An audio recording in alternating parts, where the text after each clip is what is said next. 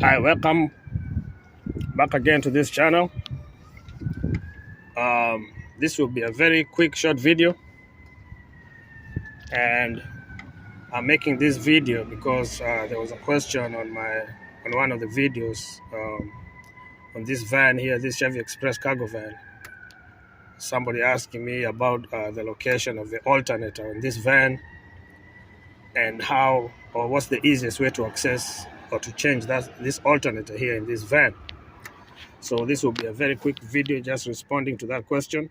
And I'll show you the location of this alternator in this Chevy Express cargo van. It's mostly the same in this Chevy Express, GMC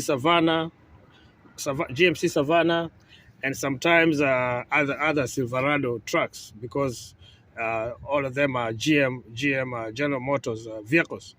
And I'll show you the location of this alternator. So when you come here, you can see the coolant tank is here, and you can see the dipsticks. This is the dipstick. These two dipsticks here. You see, this is the oil dipstick, and this is the transmission dipstick. If you follow them all the way down there, like right here, you see this is the power steering fluid. This is where the power steering fluid goes. If you follow all this all the way down there, inside here, you see, right there, under there. If you look from here, you see right there. You see right there in the middle, right there. Right there. That's the alternator right there. You see it? That's the location of the alternator in this van. And there's two ways to access it. To access it, you can, like in case you need to change it. You see where it is, right? It's in a tricky position. So there's two ways. You can remove all this stuff here, remove the air intake, remove the coolant tank, and you can move the dipsticks aside here, and you can get access to it from here. You can easily get access to it from the top, although you have to remove most of these things here. Just moving things, it's not a hard job. It's time consuming, but it's easy. You just remove the air intake, push the dipsticks aside. After you remove the coolant container, then you can remove this cover if you want to, so you can get access for your hands and everything. Or you can also try and get access to it from inside the vehicle. Inside the vehicle, by removing the engine cover from inside the vehicle. That's also not easy. I mean, that's not easy because it's if you look where it is, it's somehow under this panel here, under the vehicle panel here.